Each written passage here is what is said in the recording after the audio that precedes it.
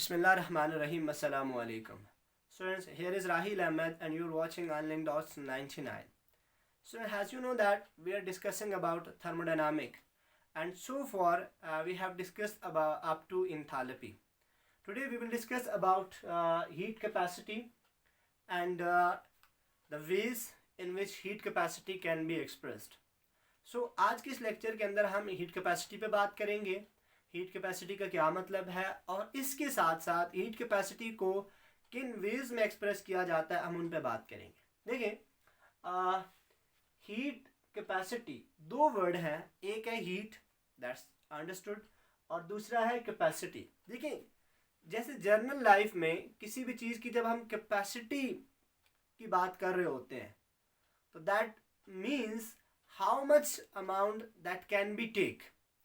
किसी भी जैसे आप रूम की कैपेसिटी की बात करते हैं तो हम क्या कहते हैं कि इस रूम में कितनी कैपेसिटी है कि चीज़ों को अकोमोडेट कर ले, इसमें हम कितनी चीज़ें रख सकते हैं।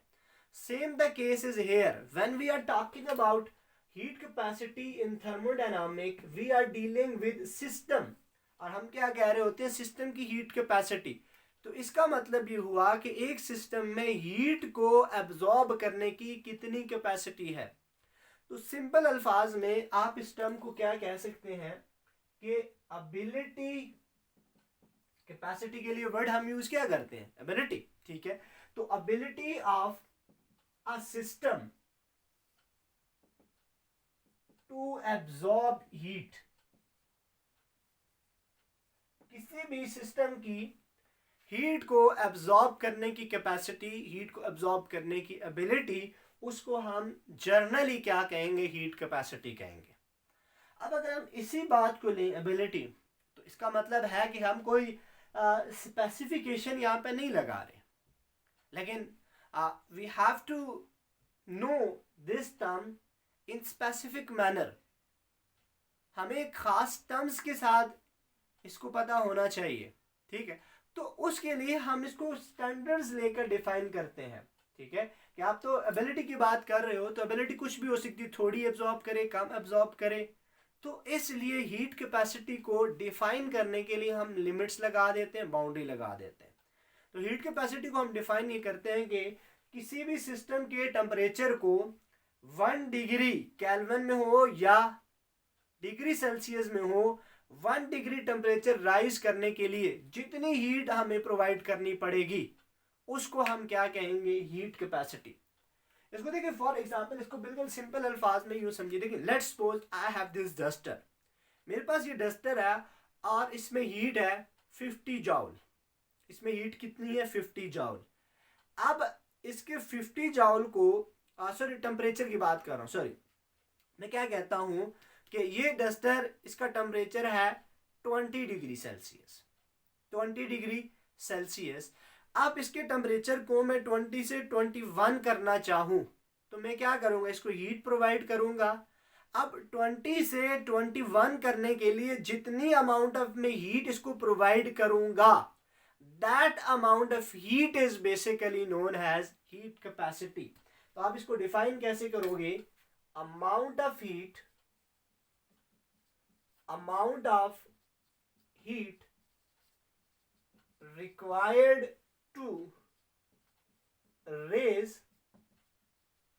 temperature of a system by 1 degree, temperature of system by 1 degree, that may be in degree Celsius, that may be Kelvin। तो किसी भी सिस्टम के टेम्परेचर को 1 डिग्री राइज करने के लिए जितनी हम उसे हीट प्रोवाइड करेंगे, that amount of heat is basically known as heat capacity, ठीक है। अब देखिए यहाँ पे एक चीज़ आपने समझनी है कि हीट कैपेसिटी बिल्कुल ये बेसिकली हमें बता ये रहा होता है कि एक सिस्टम डीकम्पोज होने से पहले, टूटने से पहले, ब्रेक होने से पहले कितनी हीट एब्जॉर्ब करेगा। देखिए फॉर एग्जाम्पल ये मार्कर है, this is let's suppose we consider this as a system and it is in solid state. ये किस स्टेट में है, सॉलिड स्टेट में है, ठीक है। अब हीट कैपेसिटी का मतलब ये नहीं होगा कि हम इसको हीट प्रोवाइड करते जाएं ये हीट एब्जॉर्ब करते, नहीं। अब ये लेट सपोज 25 डिग्री पे है, इसको हम हीट प्रोवाइड करते हैं और इसकी यही शेप मेंटेन रहती है, ये मेल्ट नहीं होता और इसका टेम्परेचर 25 से 26 या 27 या 28 इंक्रीज होता जाता है। लेकिन एक ख़ास टेम्परेचर तक जाने के बाद ये मेल्ट होना शुरू हो जाएगा, तो उसके बाद वाली अमाउंट को हम हीट कैपेसिटी नहीं कहेंगे। जैसे वाटर के केस की बात करते हो ना, कि वाटर को जब हम टेम्परेचर प्रोवाइड करते जाते हैं तो उसका टेम्परेचर बढ़ता जाता है, ठीक है। अब लिक्विड है तो उसका टेम्परेचर बढ़ता जाएगा, कब तक? Up to 100 degree. 100 के बाद जितना वाटर अगर मौजूद है तो उसका टेम्परेचर नहीं बढ़ेगा, ठीक है, वो हीट एब्जॉर्ब करता जाएगा और उसके मॉलिक्यूल लिक्विड से गैस किस फॉर्म में जाते जाएंगे। अब अगर गैस किस फॉर्म में वो चला गया और उस गैस को हम हीट करते जाते हैं, टेम्परेचर देते जाते हैं, अगर वो हीट एब्जॉर्ब करता जा रहा है तो उसको हम क्या कहेंगे? उसकी heat capacity.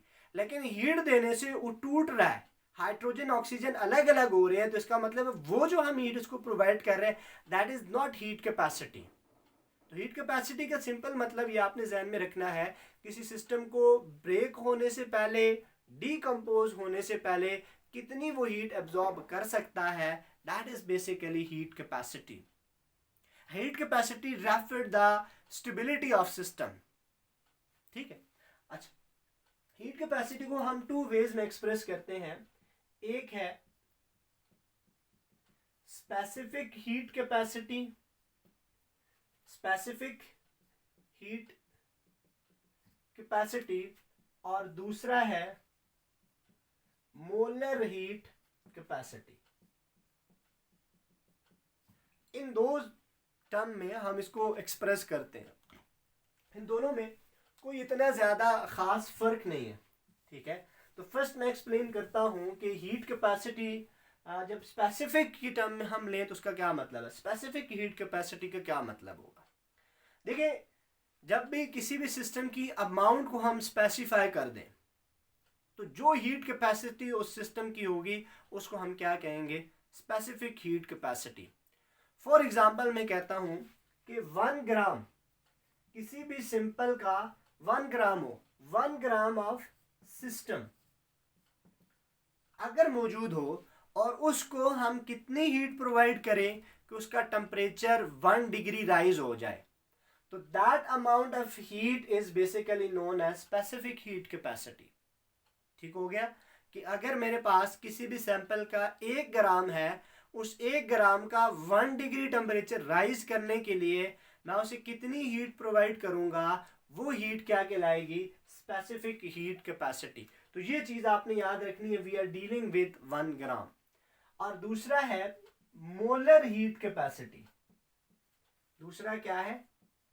Molar heat capacity. अब मोलर हीट कैपेसिटी, ये सिंपल आपको क्लियर हो गया कि when we are talking about mole, और हम क्या कहेंगे? 1 मोल ऑफ सिस्टम, किसी भी सिस्टम के 1 मोल को जब हम लेकर उसकी हीट कैपेसिटी देखना चाहें तो that heat capacity is considered as molar heat capacity. तो ये 2 टर्म्स थी जिनमें, या 2 एक्सप्रेशंस हैं हीट कैपेसिटी की। या तो हम हीट कैपेसिटी को एक्सप्लेन करते हैं in term of specific heat capacity, या हीट कैपेसिटी को हम एक्सप्लेन करते हैं in term of molar heat capacity. ठीक है, तो so for I hope you have got understanding of this topic. If you have any question regarding this topic, you can mention it in comment box. So far, thank you very much.